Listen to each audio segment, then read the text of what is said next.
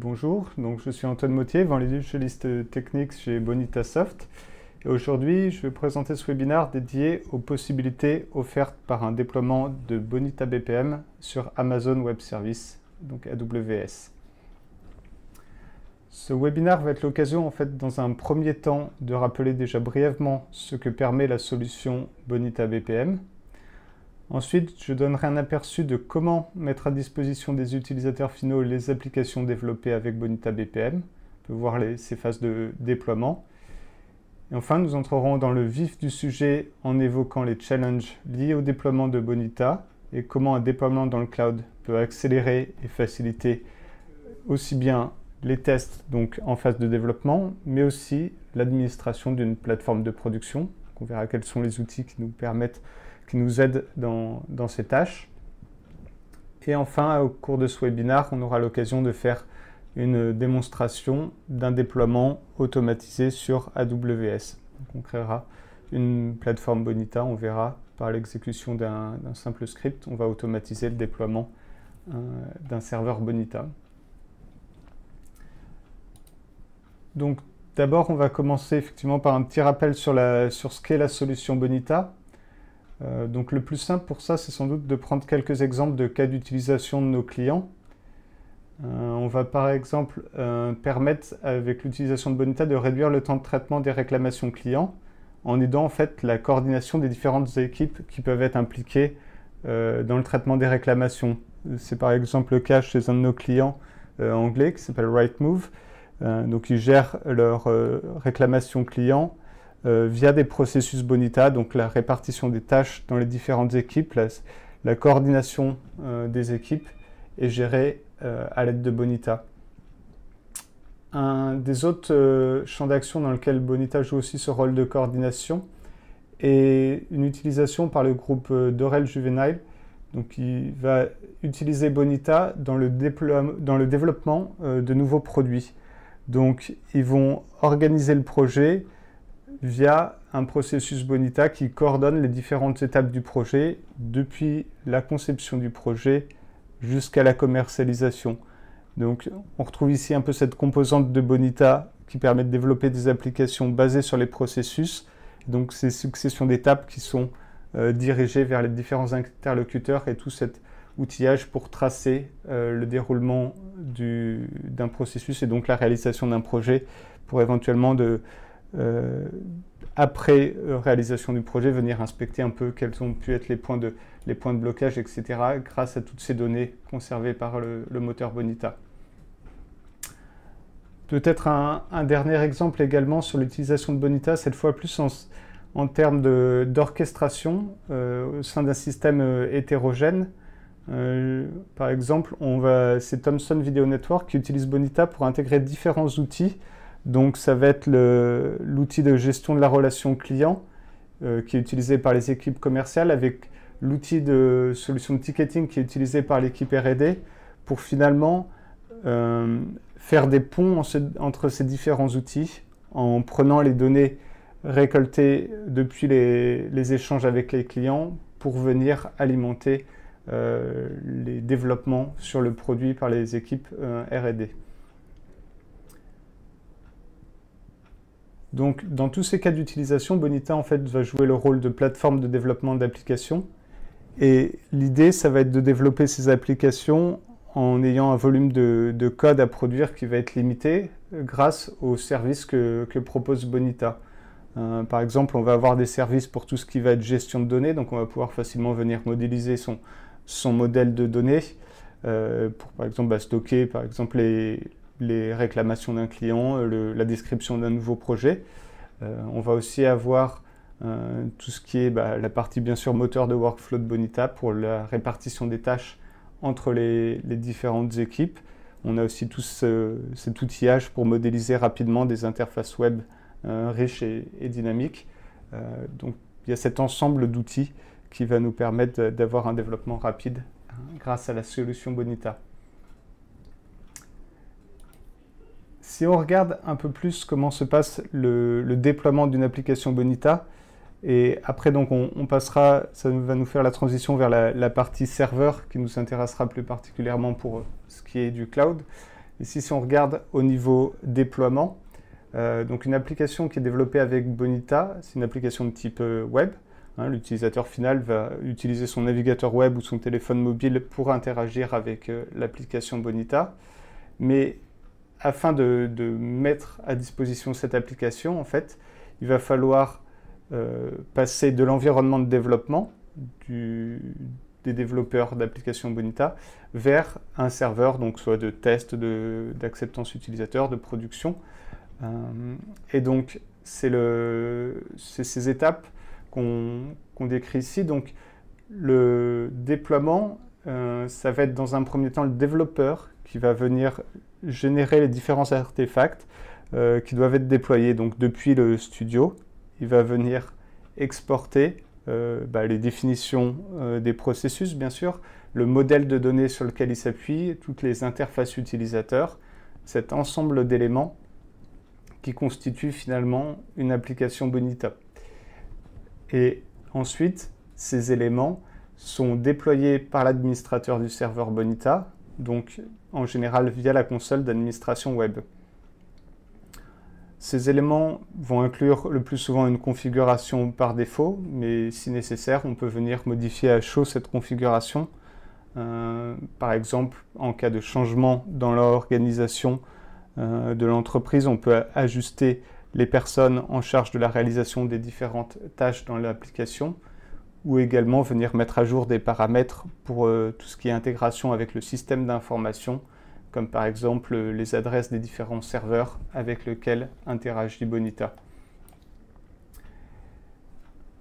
Là, je vais parler de cette phase de déploiement qui peut être plutôt manuelle, où le développeur exporte les éléments depuis le studio, les fournit à l'administrateur qui les déploie sur le serveur de production.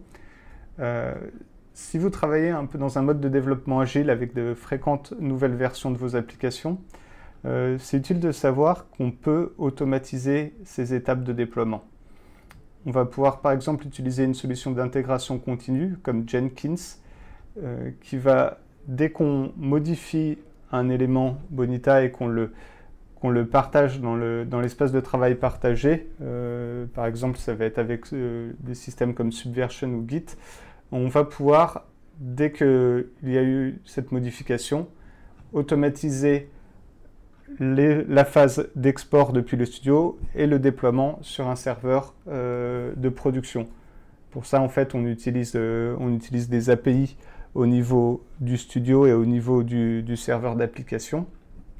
Et si vous êtes intéressé plus particulièrement par ce sujet, pour les clients Bonitasoft, sur le portail client, dans la base de connaissances, il y a un article dédié, donc si vous le cherchez sous le terme CI pour Continuous Integration, il y a un article dédié qui explique comment mettre en œuvre cette partie.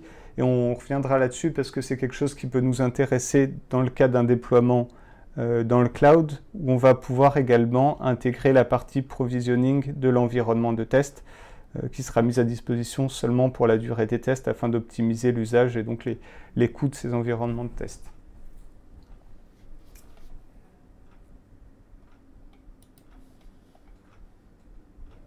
Alors, si on regarde maintenant un peu plus la partie serveur, avant ensuite de plonger plus dans les détails du déploiement et des challenges d'un déploiement dans le cloud, ici, notre serveur Bonita, c'est quelque chose de relativement classique. On s'appuie bien sûr sur un système d'exploitation, donc Bonita va être relativement indépendant de ce système d'exploitation parce qu'on a cette couche de la machine virtuelle Java entre l'application Bonita et le système d'exploitation. Donc on va tourner aussi bien sur des serveurs de type Linux, Windows. On peut aussi bien évidemment tourner sur macOS, mais ça sera moins le cas pour les parties serveurs. Donc il y a cette couche de la machine virtuelle Java, parce qu'on est une application Java pour le côté serveur. Et ensuite, on passe par le serveur d'application, donc serveur d'application Java, donc ça va être par exemple Apache Tomcat ou Wildfly de Red Hat. Et c'est ce serveur d'application qui va fournir notamment à l'application Bonita plusieurs services, mais en particulier tout ce qui va être interaction avec la base de données dans laquelle Bonita fait la persistance de ces informations, ça va être délégué au serveur d'application, notamment pour tout ce qui est optimisation des pools de connexion pour la rapidité, la performance des connexions vers la base. Donc, comme je disais, toutes les données de Bonita sont stockées en base de données. Il y a utilisation du système de fichiers du serveur seulement de manière temporaire. Donc finalement, si on veut sauvegarder un serveur Bonita, la partie la plus critique, ce sera de sauvegarder la base de données. Bien sûr, il faut éventuellement sauvegarder la partie déploiement, hein, donc les éléments qu'on a installés, avoir de nouveau le serveur d'application et l'application Bonita. Mais finalement, toute la configuration de l'application Bonita, toutes les données manipulées par Bonita sont en base de données. Donc si on conserve la base de données et qu'on rétablit une nouvelle installation et qu'on la fait pointer vers la base existante, on est prêt à redémarrer. Donc ça, ce sera important quand on regardera un peu tous les aspects sauvegarde proposés par le cloud. Ce qui va nous intéresser, c'est surtout la partie autour de la base de données.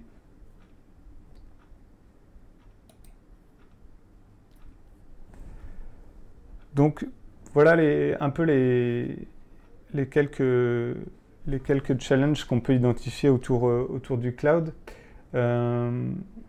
Et enfin, pas en fait finalement autour du cloud, mais plus autour du déploiement du serveur. Donc, on va devoir mettre en place les différentes couches que j'ai listées précédemment. Donc, il y a déjà la partie provisioning du ou des serveurs qui vont être utilisés pour Bonita et pour la base de données. Donc, mettre à disposition la partie matérielle du serveur. Il va falloir prendre en charge l'installation des systèmes d'exploitation, passer aussi par l'installation du système de gestion de base de données, l'ajout de la JVM, donc la machine virtuelle Java. Ensuite, poursuivre avec l'installation du bundle Bonita et sa configuration. Donc, c'est la configuration du serveur d'application pour qu'il puisse communiquer avec la base de données. Et aussi, pour Bonita, dans ces phases initiales d'installation, ça va être principalement la création des comptes administrateurs pour la plateforme Bonita. Donc là, on a déjà un ensemble d'étapes assez conséquentes finalement, mais qui sont somme toute relativement classiques pour tout déploiement d'applications sur un serveur. C'est juste que sur toutes ces étapes, on va voir que le cloud va quand même pas mal nous permettre de nous décharger et d'automatiser ces étapes. Un autre challenge qu'on va avoir, qui va arriver plus tard peut-être dans le cycle de vie, donc après l'installation du serveur, c'est au fur et à mesure que de nouvelles applications sont déployées sur Bonita et qu'on a de nouveaux besoins qui sont identifiés. Parfois on commence par un projet pour une équipe, finalement ça suscite l'intérêt dans un autre service, on déploie de nouvelles applications où le nombre d'utilisateurs augmente. Et on va peut-être avoir des besoins pour faire évoluer la configuration qu'on a initialement installée. Donc ces évolutions, ça va prendre plusieurs formes. Ça peut être notamment la mise en place de clusters. Donc le cluster, il peut être fait aussi bien au niveau du serveur Bonita qu'au niveau du serveur base de données. Dans des recherches par exemple de robustesse pour la haute disponibilité. C'est vrai qu'en général, si on met le cluster au niveau base de données, on le met aussi au niveau Bonita. C'est pour la cohérence au niveau de la robustesse.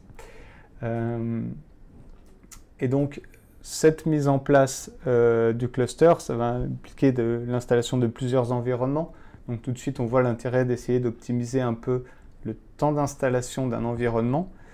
Et ça va aussi impliquer de venir mettre en place d'autres systèmes en façade, typiquement l'équilibrage de charge qui va se charger de répartir les requêtes entre les différents nœuds du système. Pour la montée en charge également, il y a un aspect ici que je n'ai pas listé, mais ça va être aussi bien sûr l'évolution du volume de données qui va devoir être stocké. Et donc notamment au niveau de la base de données, on peut avoir des besoins en espace de stockage qui augmentent au fur et à mesure du temps. Bien sûr, on a des opérations de maintenance qui sont possibles sur la base Bonita pour limiter le volume de données stockées. Mais si les usages augmentent, on peut avoir besoin de réajuster les capacités du serveur de base de données en termes de stockage. Enfin, un dernier aspect autour de la gestion des serveurs, c'est tout ce qui va être maintenance. Donc ici, il s'agit principalement de gérer ce qui est sauvegarde.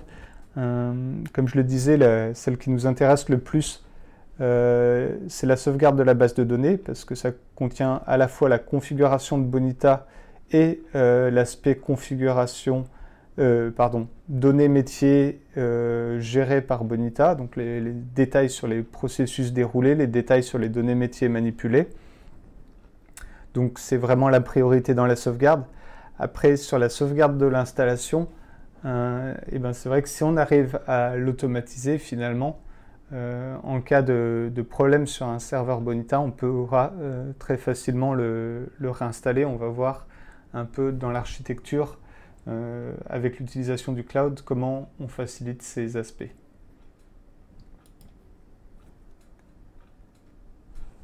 Donc ici, vous avez un aperçu au niveau de l'architecture de Bonita, d'un déploiement Bonita dans le cloud. Donc je vais juste passer assez rapidement sur ce slide et on verra un peu en détail chacun des composants qu'on a ici, comment ils nous aident, ils nous facilitent le déploiement d'un serveur Bonita par l'utilisation donc à la fois de services du cloud et à la fois d'outillage mis à disposition par Bonitasoft. Mais donc avant de rentrer dans les détails, ce que je vais faire, c'est que je vais lancer ici la création d'une instance Bonita dans le cloud. Donc ici, j'ai en frontal, c'est un simple script qui va dérouler mes différents outillages derrière. Dans les paramètres qui sont importants ici, finalement, c'est le nom de l'instance que je suis en train de créer. J'ai mis mon adresse mail parce que je vais être notifié une fois l'instance créée. Dans cette démonstration ici, j'ai déjà une base de données qui est disponible, donc je vais utiliser une version qui ne va pas faire pour moi le provisioning de la base de données, mais on pourrait demander au script de créer la base également. Donc ici, c'est pour ça que je fournis les informations de connexion à la base de données. J'indique l'édition et la version de Bonita que je souhaite utiliser et l'identifiant pour mon compte client Bonita pour qu'il gère les aspects de licence. Parce que ici, donc, je travaille avec la version souscription de Bonita. Donc, je vais lancer ce script ici. Donc, il va automatiser ces aspects création d'instance. Et en fait, on peut par la suite monitorer cette création d'instance. Donc ici, j'ai mon interface d'administration d'Amazon, donc de mes instances EC2. Et sous peu, on va venir voir qu'on aura une nouvelle instance par rapport à la liste des instances qu'on a ici actuellement. Donc dans les instances ici qu'on trouve, en fait, on a des instances utilisées pour réaliser des démonstrations. On a aussi nos instances internes à Bonitasoft pour gérer nos processus internes, donc ils sont actuellement en cours d'exécution. On a aussi ici un outil de monitoring, donc Zabbix, je reviendrai dessus, qui va nous permettre de monitorer nos différentes instances. Donc je vais laisser le script tourner et faire la création, et je vais continuer sur la présentation et détailler les différents composants impliqués dans ce déploiement pour le cloud. Donc le premier ici qu'on utilise, ça va être le service qui est... on s'appuie sur en fait Amazon Web Services de manière générale, donc AWS. Et ici, on va lui faire réaliser le provisioning de l'infrastructure de Bonita. Donc on utilise EC2 qui va nous permettre de facilement disposer d'un serveur. Donc par exemple, je le disais, si on souhaite réaliser les tests de notre processus Bonita, on n'a pas besoin du serveur de manière permanente, donc on va pouvoir l'allouer au moment de démarrer les tests et le désallouer à la fin des tests. EC2, il nous fournit une infrastructure as a service. Donc on va lui déléguer la gestion du serveur, au moins en général pour les tests. Pour la production, on pourrait éventuellement préférer de garder un serveur sur site. Mais ici, c'est vrai qu'il va grandement nous faciliter la partie provisioning. Il va aussi, on va lui laisser gérer l'installation du système d'exploitation. Donc on lui indique simplement quel système d'exploitation on souhaite utiliser. Il gère ce déploiement pour nous. On a cet aspect donc optimisation de ressources, comme je disais, hein, on alloue le serveur juste pour la durée des tests. Et enfin, ça va nous permettre aussi de simplifier éventuellement le déploiement d'un cluster, parce qu'on va pouvoir très facilement finalement refaire tourner plusieurs fois la même création d'instances pour répliquer exactement le même environnement, pour avoir plusieurs nœuds dans notre cluster pour de la haute disponibilité. Donc ça, c'est la partie, on est dans les couches basses hein, par rapport à ce que je présentais tout à l'heure dans les couches du serveur. On a le matériel et on a le système d'exploitation. Un autre composant qu'on va utiliser donc, chez AWS pour les aspects liés à la base de données, en fait, ça va être RDS. Donc, en général, on se rend vite compte que l'administration d'un système de gestion de base de données, ça nécessite des compétences spécifiques en fonction du SGBD choisi, et que les tâches de configuration et d'administration, elles peuvent rapidement prendre beaucoup de temps. Donc RDS nous fournit une base de données as a service. Donc c'est les étapes d'installation, mais aussi de maintenance qui sont prises en charge, et ça va aussi couvrir tout ce qui est sauvegarde. Comme je disais, le point de sauvegarde est relativement important parce que dans le cadre du déploiement de Bonita, c'est l'intégralité des données de la plateforme qui se trouve en base de données. Donc la sauvegarde de la base de données, c'est presque une sauvegarde complète de notre environnement. Donc déléguer ça au service d'Amazon RDS pour la partie backup, c'est quelque chose de relativement intéressant. On a aussi des services pour garantir la haute disponibilité sur cette base de données. On peut configurer ce que Amazon appelle le multi-AZ pour RDS. Donc ça va en réalité donc avoir un cluster qui garantit la haute disponibilité sur nos bases de données. Donc on aura une réplique en permanence avec un système de failover en cas de problème sur notre nœud principal. Amazon gère la haute disponibilité pour nous. Donc comme je disais, si on fait ce choix de configuration ici au niveau base de données, en général on va aussi le mettre au niveau du serveur Bonita. J'expliquerai un peu plus tard comment ça se passe à ce niveau. Un autre intérêt de RDS, c'est la réponse à la montée en charge qui va être facilitée en fait, parce qu'on peut redimensionner facilement une base sur RDS. Il suffit de demander plus de ressources. L'espace alloué est alloué dynamiquement.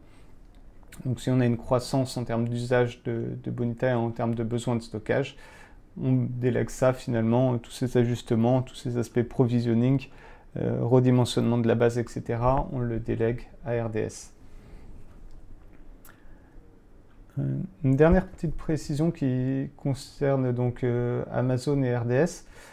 Amazon a ce service qu'ils appellent Aurora, qui vient d'être annoncé donc, en bêta pour une version compatible avec PostgreSQL.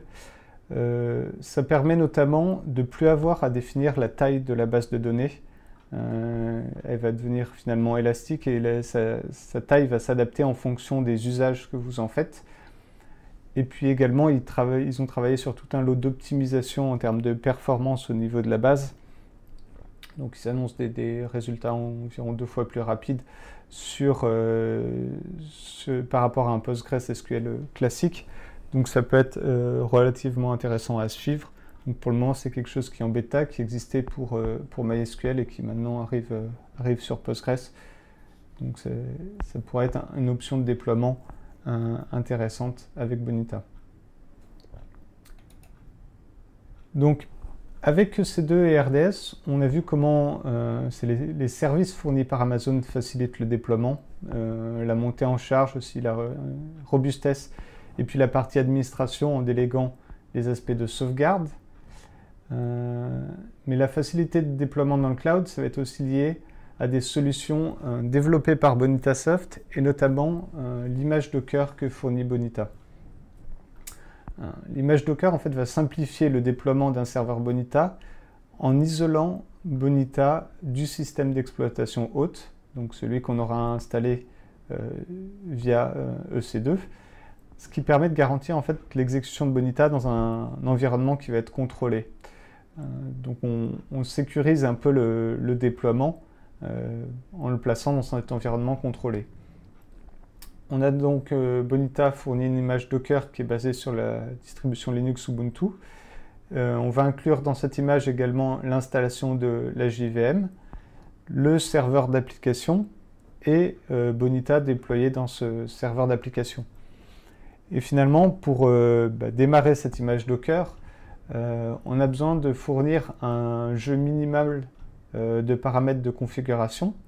Donc la configuration va être grandement simplifiée. Finalement, on va donner simplement les informations de connexion à aux bases de données utilisées, le type de base utilisé et les noms d'utilisateurs techniques et mots de passe pour ces utilisateurs lors du premier démarrage de l'image Docker pour que ces utilisateurs soient créés.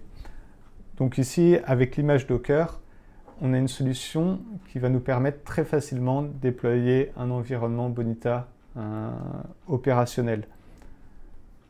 Donc, si je résume un peu les différentes couches qu'on a mises en place pour le moment, donc on a 3 composants. On a 2 services d'AWS, donc EC2 pour ce qui est de la gestion de la partie infrastructure et installation de l'OS, et RDS pour la partie gestion de base de données. En plus, on ajoute l'image Docker pour faciliter le déploiement de la JVM, du serveur d'application et de l'application web Bonita. Donc là, on a vraiment les couches complètes pour la mise à disposition d'un serveur Bonita. Mais pour l'instant, on reste avec 3 composants qui sont indépendants. Et donc, si on souhaitait réaliser ce type de déploiement, on aurait toujours un ensemble d'étapes manuelles à réaliser.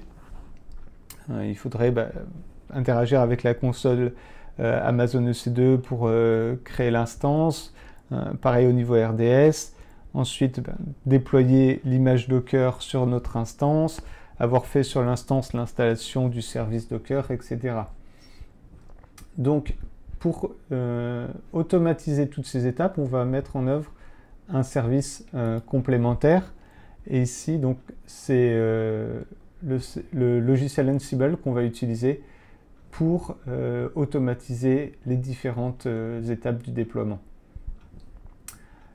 Donc Ansible va déclencher le provisioning EC2, la création de l'instance RDS. Comme je disais, sur l'instance EC2, on va devoir installer le service Docker. Donc c'est aussi Ansible qui va se charger de ça, qui va venir déployer l'image Docker une fois le service installé.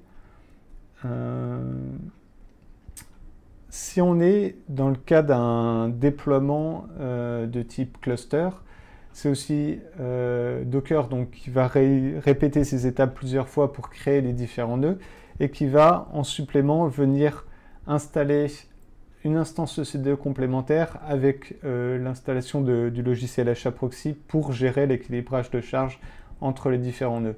Donc ici, on préfère utiliser une instance EC2 et HAProxy, donc des environnements techniques qu'on maîtrise, par rapport à utiliser quelque chose qui va être spécifique à Amazon pour l'aspect équilibrage de charge. Un intérêt aussi de l'utilisation d'Ansible, c'est qu'on a, on va dire, une certaine abstraction vis-à-vis des services Amazon. Parce que jusqu'ici, donc j'ai parlé exclusivement de l'usage de services Amazon, parce que c'est effectivement l'environnement cible pour l'instant pour le déploiement de Bonita dans le cloud. Mais il faut savoir que Ansible fournit des modules pour Amazon, mais aussi pour d'autres hébergeurs, fournisseurs de services dans le cloud. notamment Microsoft Azure par exemple. Donc l'utilisation de cette couche Ansible va nous permettre de facilement envisager éventuellement le déploiement dans d'autres environnements. Donc si vous êtes intéressé par le déploiement dans d'autres types de fournisseurs cloud, si vous avez des questions autour de ça, n'hésitez pas à me faire vos remarques. Ça nous permettra éventuellement d'enrichir l'offre en fonction des attentes.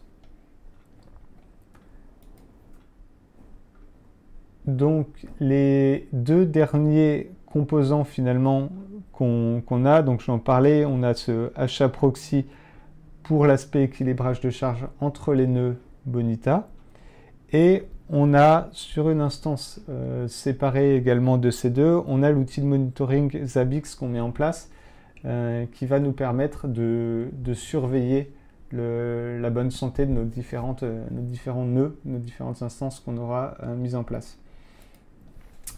Donc maintenant, je vais revenir sur mon script ici. Donc on voit que mon script que j'ai lancé tout à l'heure pour la création d'instances c'est terminé. Si je consulte, bon, je vais revenir voilà ici sur mon administration EC2. Si je rafraîchis la liste, j'ai normalement voilà ma nouvelle instance ici qui est listée, qui s'exécute. Dans Zabbix, si je viens rafraîchir Zabbix, normalement j'ai ma nouvelle instance. Je vais aller voir dans les graphes ici. Voilà, elle est ici. Donc là, par exemple, on surveille le nombre d'instances de processus créées dans le temps sur notre instance. Donc ici, ma instance qui est toute neuve est vide, mais si je prends par exemple ici notre application, ça va être une application par exemple qui gère les demandes de congés en interne chez Bonitasoft. On voit les différentes activités et le nombre d'instances qui est créé dans le temps. Ça nous permet de monitorer un peu les activités sur nos différents nœuds. J'ai également normalement reçu ici un mail avec les informations pour ma plateforme, donc j'ai l'URL de connexion. J'ai eu un utilisateur technique qui a été créé avec un mot de passe autogénéré. Donc je vais pouvoir normalement me connecter à ma plateforme nouvellement créée, voilà.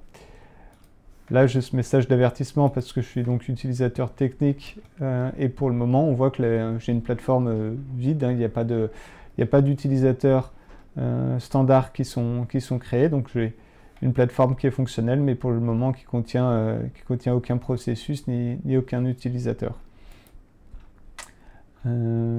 J'ai également donc les informations pour mes deux bases de données qui ont été créées, donc la partie base de données Bonita, donc pour le moteur de workflow, la configuration de l'instance, etc. Et puis la partie pour la gestion des données métiers. Et donc ma plateforme Bonita est configurée pour exploiter ces deux bases de données.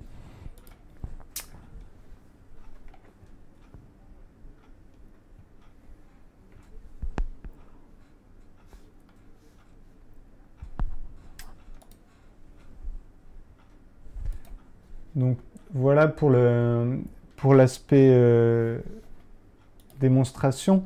Je vais peut-être juste revenir rapidement sur ce scénario autour de l'intégration continue. C'est quelque chose qu'on fait en interne et également chez des clients dans le cadre de développement de leur projet. En fait, on va pouvoir dans l'intégration continue, intégrer les tâches de provisioning et de décommission finalement de l'environnement. Donc, comme je le liste ici, on va dans notre job, donc ici avec le système Jenkins, faire appel à notre script Ansible pour la création de l'environnement de test. On va déléguer aussi à Jenkins la génération des artefacts Bonita et leur déploiement sur le serveur de test qu'on a nouvellement instanciés. Jenkins va dérouler les tests sur nos applications. Et une fois que les tests sont terminés, c'est Jenkins qui à nouveau fera appel à Ansible pour la suppression de l'environnement de test. Donc ça nous permet, ça en fait, d'optimiser l'usage de nos environnements en réduisant à un minimum le temps d'utilisation des différentes instances EC2. Et donc par conséquent, bien sûr, le coût de ces instances. Nous, c'est également des choses qu'on utilise pour les tests des nouvelles versions de Bonita, afin de ne pas avoir en permanence une infrastructure qui serait utilisée parfois de manière plus ponctuelle en fonction du type de scénario qui n'est pas joué à chaque nouveau commit, à chaque nouveau changement, mais plutôt à chaque nouvelle release de version. On peut avoir du provisioning finalement à la demande pour des besoins de test. Donc voilà un peu pour résumer les différentes valeurs ajoutées par le déploiement dans le cloud. On voit qu'on a cet aspect automatisation du déploiement. Donc par ces scripts Ansible que Bonitasoft livrera, on va réduire vraiment de manière drastique les tâches manuelles nécessaires. Là, on a juste lancé le script.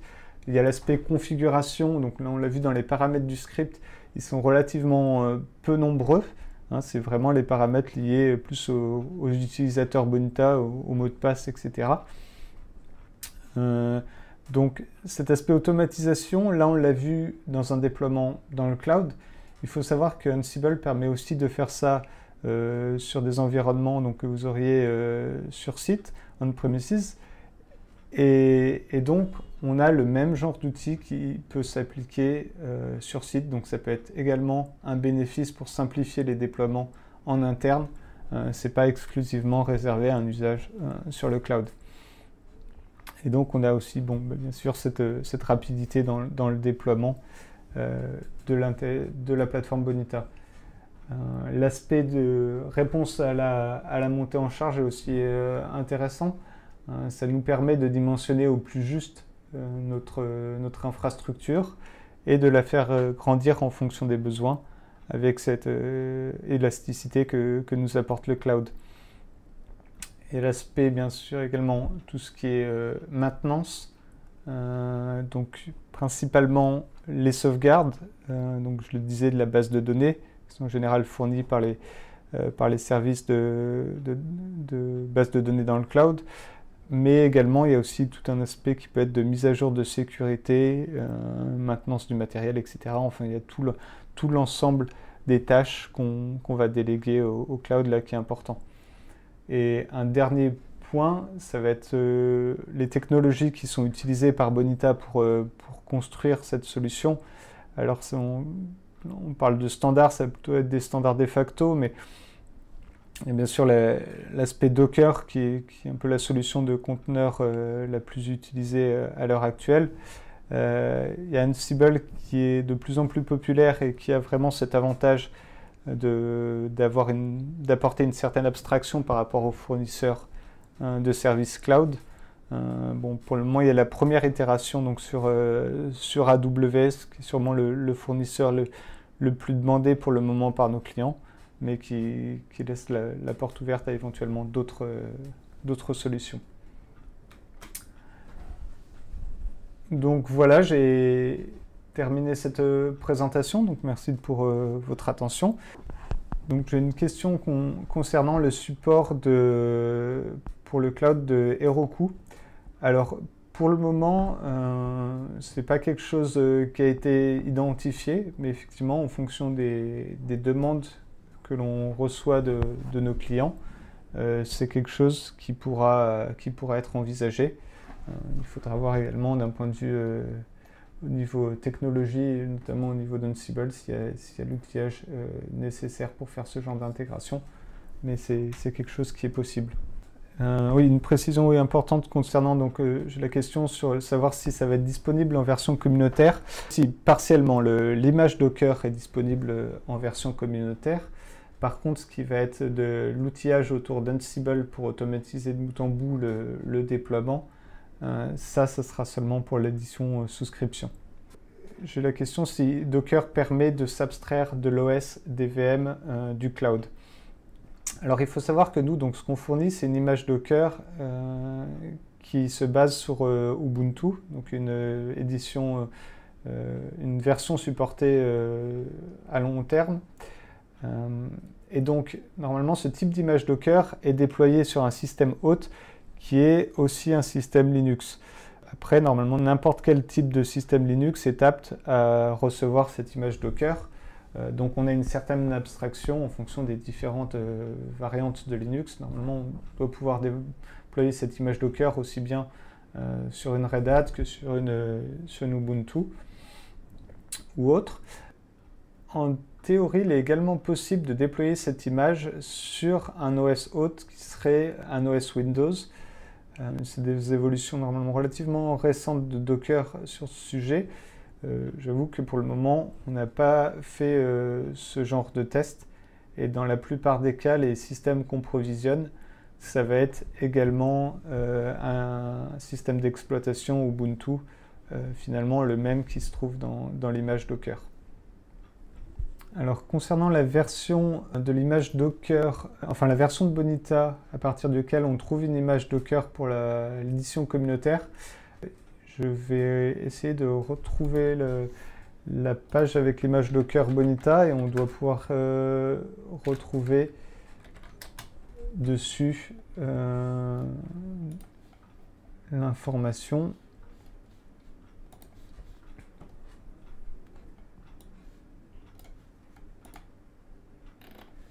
Voilà. Donc ici, je suis sur le site officiel de Docker sur lequel est partagée la version communautaire de l'image Docker. Et donc on voit qu'on avait des images Docker à partir de la version 7.0 et jusqu'à la 7.4.3. Donc c'est quelque chose qui est régulièrement mis à jour. Alors pour ce qui est de l'utilisation de Bonita on-premise avec Ansible, pour le moment c'est pas encore documenté, donc il faut savoir que c'est encore en cours de développement cette solution, mais dans l'idée effectivement ça fera partie des solutions officiellement supportées et donc ça sera documenté. Alors concernant la création d'instances d'Amazon EC2 et du choix de l'OS, effectivement, c'est à la création de l'instance, on va choisir quelle image d'OS on souhaite installer dessus. Donc Amazon nous propose tout un catalogue d'images. Et donc c'est ici Ansible qui va piloter l'image à installer au moment où il demande la création de l'instance EC2 à Amazon. Alors, concernant le planning pour la publication de cette solution dans le cloud, pour le moment, je ne vais pas avoir plus d'informations. Et dans l'idée, effectivement, ça devrait être sur 2017. Je ne peux pas être plus précis que ça pour l'instant. Alors, concernant la tarification Amazon, pour mettre en place une configuration minimum qui correspondrait aux attentes, aux prérequis Bonita, j'ai malheureusement pas l'information. On peut regarder les types d'instances qu'on utilise actuellement ici. Ça va être des instances de type T2 Medium qu'on utilise nous en production en interne. Donc il faut regarder la tarification de ce type d'instance chez Amazon. Après, ça va dépendre éventuellement effectivement s'il y a la mise en place de load balancing et de cluster. Bien sûr, il faudra adapter le calcul en fonction de ça. Et donc ça, c'est la partie EC2. Et bien sûr, il faut rajouter la partie RDS pour ce qui est base de données. Sachant qu'il n'est pas obligatoire d'utiliser RDS, on peut très bien aussi considérer l'option d'installer une autre instance EC2 sur laquelle on viendrait nous-mêmes déployer notre système de base de données. Par contre, dans ce cas-là, effectivement, on perd tous ces avantages liés à RDS, notamment en termes de facilité à mettre en place des environnements de type cluster ou gestion des sauvegardes et redimensionnement. Donc ici, c'est la vue globale d'une architecture qui serait en cluster. Donc, lorsqu'on va démarrer l'exécution du script Ansible, il va venir créer les instances EC2 nécessaires au déploiement du serveur Bonita. Donc si on est en cluster, et par exemple ici, il créera éventuellement deux instances EC2. Il va venir faire le demande de la création de la base sur RDS. En cas de cluster, il va créer une instance pour héberger HAProxy. Donc sur toutes les instances EC2 qui vont être créées, il va avoir installation d'une image Amazon avec le système d'exploitation, donc Ubuntu en LTS, donc là pour le moment 14.04. Sur ces différentes machines, il va aussi avoir l'installation de Docker. Ensuite, Ansible va venir déployer dans Docker l'image Docker de Bonita. Donc l'image Docker Bonita qui contient la machine virtuelle Bonita, le serveur d'application Apache Tomcat et l'application Bonita. Ce déploiement des images Docker se fait aussi en injectant la configuration pour que Bonita puisse se connecter à la base de données précédemment provisionnée. L'installation d'HAProxy est configurée pour faire le load balancing vers les différents nœuds précédemment créés. Et ensuite, on a la configuration de Zabbix, donc de nos monitoring, pour pointer vers les nouvelles instances créées. Et donc, à partir de ce moment-là, on a une installation de Bonita avec nos utilisateurs techniques qui sont créés, qui sont opérationnels. Donc voilà, je termine ce webinaire ici. Merci à tous pour votre participation. Si jamais vous le souhaitez, ce webinaire en fait a été enregistré, donc vous pourrez consulter prochainement la vidéo sur le site bonitasoft.com. Elle sera également disponible sur les plateformes Vimeo et YouTube. Merci, bonne journée.